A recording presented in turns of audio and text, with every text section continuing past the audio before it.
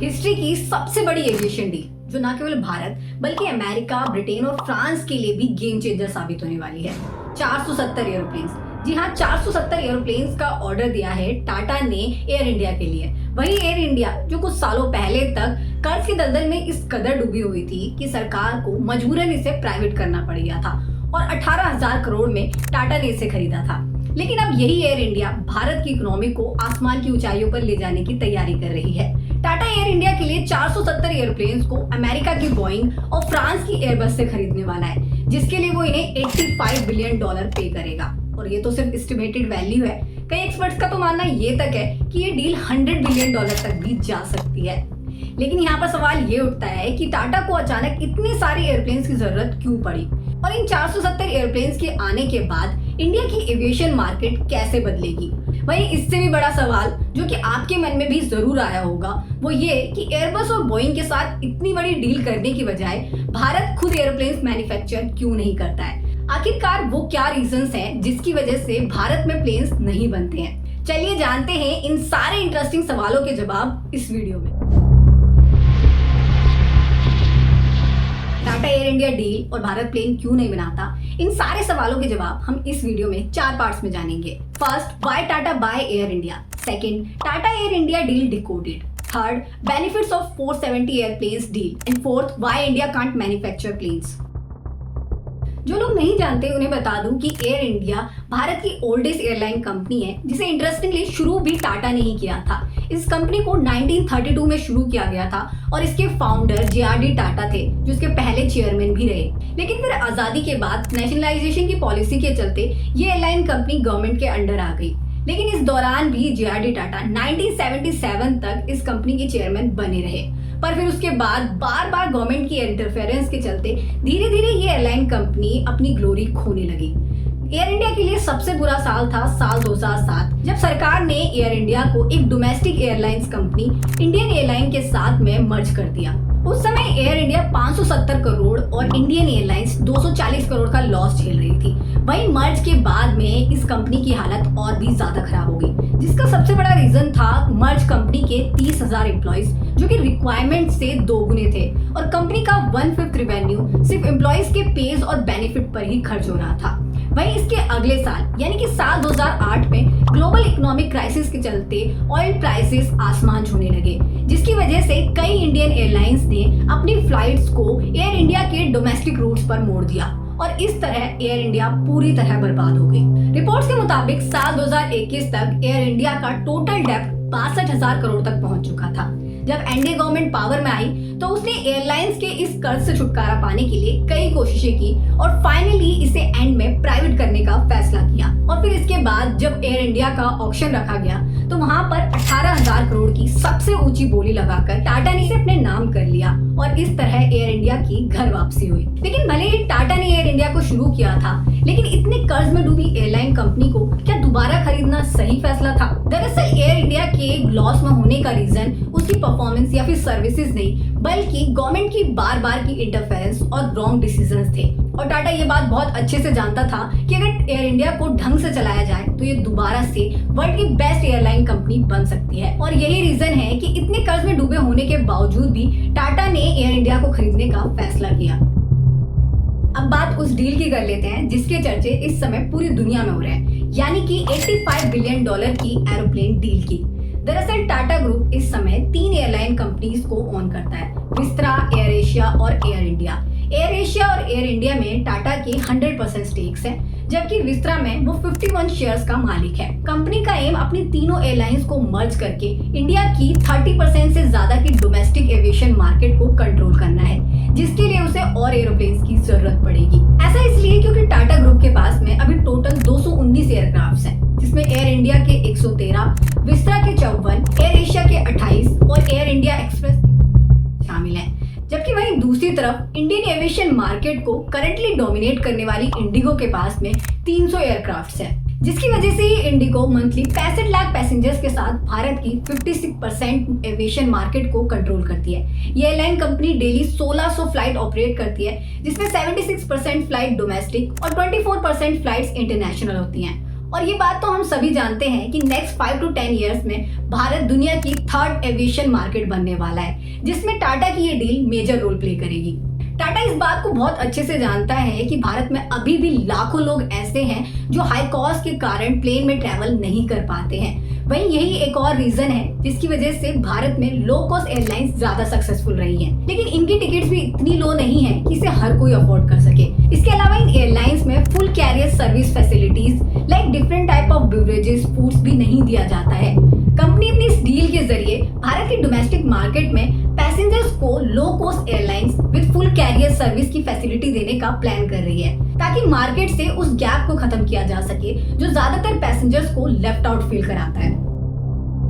अब ये तो क्लियर हो गया कि इस डील के जरिए टाटा इंडियन एविएशन मार्केट का किंग बनने की तैयारी कर रहा है। लेकिन इससे आम लोगों को क्या फायदा होगा और अमेरिका, ब्रिटेन और फ्रांस के लिए ये डील इतनी जरूरी क्यों है?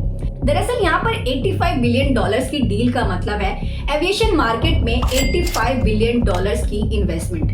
अगर सिंपल वर्ड्स में कहें तो एविएशन से जुड़ी हर इंडस्ट्री में एम्प्लॉयमेंट का जनरेट होना।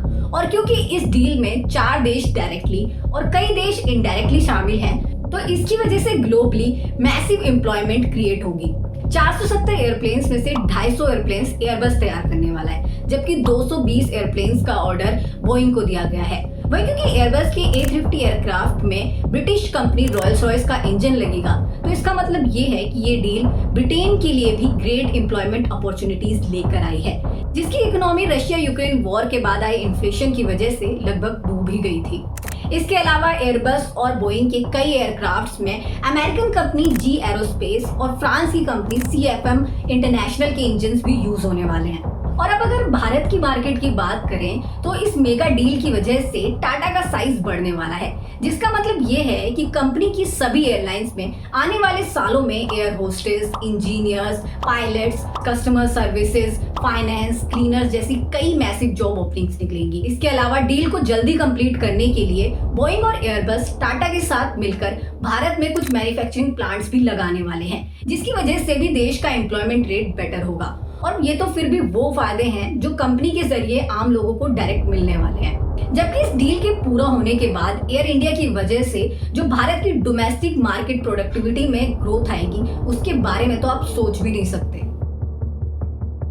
अब इस मेगा डील के बेनिफिट्स को जानने के बाद में आपके मन में भी ये सवाल तो जरूर आ रहा होगा कि अगर भारत के पास भी अपनी कोई प्लेन मैन्युफैक्चरिंग कंपनी होती तो शायद जो आज सारे फायदे अमेरिका, ब्रिटेन और फ्रांस के सिटीजन्स को मिल रहे हैं, वो सारे फायदे भी हमें ही मिलते। लेकिन यहाँ पर मैं आपको बता दूं कि सिर्फ भारत ही नहीं बल्कि दुनिया के आधे से ज्यादा देश कमर्शियल प्लेन्स बनाते ही नहीं।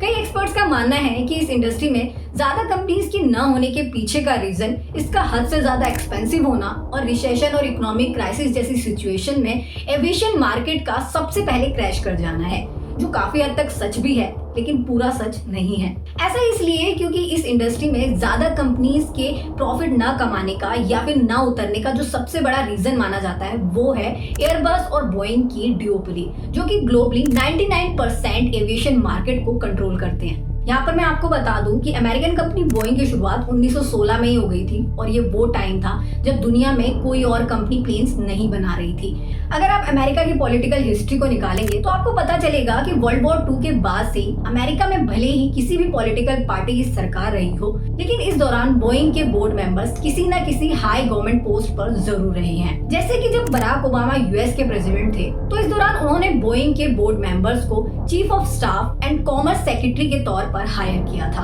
वहीं जब ट्रम्प US के प्रेसिडेंट बने तो उन्होंने इस दौरान बोइंग के फॉर्मर एग्जीक्यूटिव पैट्रिक M शनान को अमेरिका का एक्टिंग डिफेंस सेक्रेटरी बनाया। एंड यही नहीं, साल 2017-18 में कंपनी ने पॉलिटिकल कैंडिडेट्स को $2.1 मिलियन का डोनेशन दिया। इसके अलावा $15.1 मिलियन सिर्फ लॉबिंग पर खर्च किए।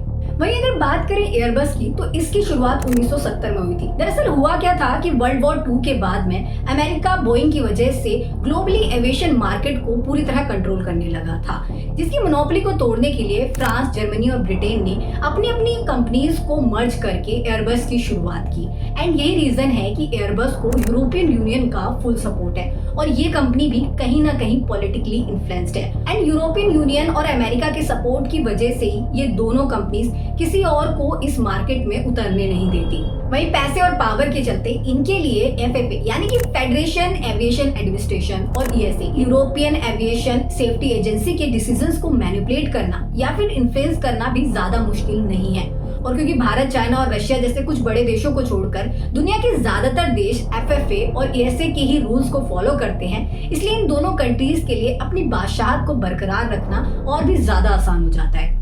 जिसका मतलब ये है कि अगर किसी देश की कोई कंपनी प्लेन्स बना भी लेती है तो ये ऑर्गेनाइजेशन उन्हें क्वालिटी टेस्टिंग में ही फेल कर देती हैं या फिर उन्हें लंबे टाइम तक होल्ड पर डाल देती हैं, जिसकी वजह से कंपनीज को भारी लॉस झेलना पड़ता है और वो मार्केट में उतरने से पहले ही बर्बाद हो जाती है। जैसा कि कैनेडियन कंपनी बोम्बार्डियर के साथ हुआ था, जो कि पहले पब्लिक ट्रांसपोर्ट और ट्रेन बनाया करती थी, लेकिन छोटे कमर्शियल प्लेन्स की डिमांड्स को देखते हुए इस मार्केट में उन्होंने एंट्री की थी। दरअसल उस समय बोइंग और एयरबस सिर्फ बड़े कमर्शियल प्लेन्स बनाया करते थे और इसका फायदा बोम्बार्डियर को मिला। बोम्बार्डियर को शुरुआत में ही कई प्री ऑर्डर्स मिलने लगे और इसे देखकर बोइंग और एयरबस को चिंता होने लगी, जिसके बाद बोइंग ने बोम्बार्डियर के खिलाफ कंप्लेंट फाइल कर दी। कंपनी ने इल्जाम लगाया कि बोम्बार्डियर मार्केट में पैर जमाने के लिए प्लेन्स को मार्केट वैल्यू से ज्यादा सस्ते दामों पर बेच रही है और इसलिए इस पर कम से कम 80% का इंपोर्ट टैक्स लगना चाहिए। जिसके बाद US गवर्नमेंट ने इस कंपनी पर 80% नहीं बल्कि पूरे 300% का इंपोर्ट टैक्स लगा दिया,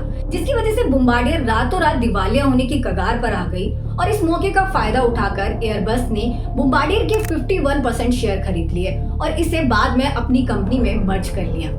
और ऐसा इन दोनों ने कई और कंपनीज के साथ भी किया है। बोइंग और एयरबस की वजह से ही चाइना की कोमैक और ब्राजील की एम्ब्रर अभी तक कई सालों के क्लीन रिकॉर्ड के बाद भी ग्लोबल मार्केट में अपने पैर नहीं जमा पाई है। हाँ, लेकिन जिस तरह टाटा ने $85 बिलियन की मेगा डील के साथ एविएशन मार्केट को एक्वायर करने का प्लान किया है, उसे देखकर तो यही लगता है कि अभी नहीं लेकिन हो सकता है कि इन फ्यूचर टाटा ही इंडिया की first aviation manufacturing company start करे। वैसे आपको क्या लगता है, जल्दी से कमेंट करके बताएं। और हाँ, वीडियो इंटरेस्टिंग लगा हो, इन्फॉर्मेटिव लगा हो, पसंद आया हो तो इसे लाइक शेयर करना मत भूलिएगा और ऐसे ही अमेजिंग वीडियोस के लिए चैनल को भी जरूर सब्सक्राइब कर लें।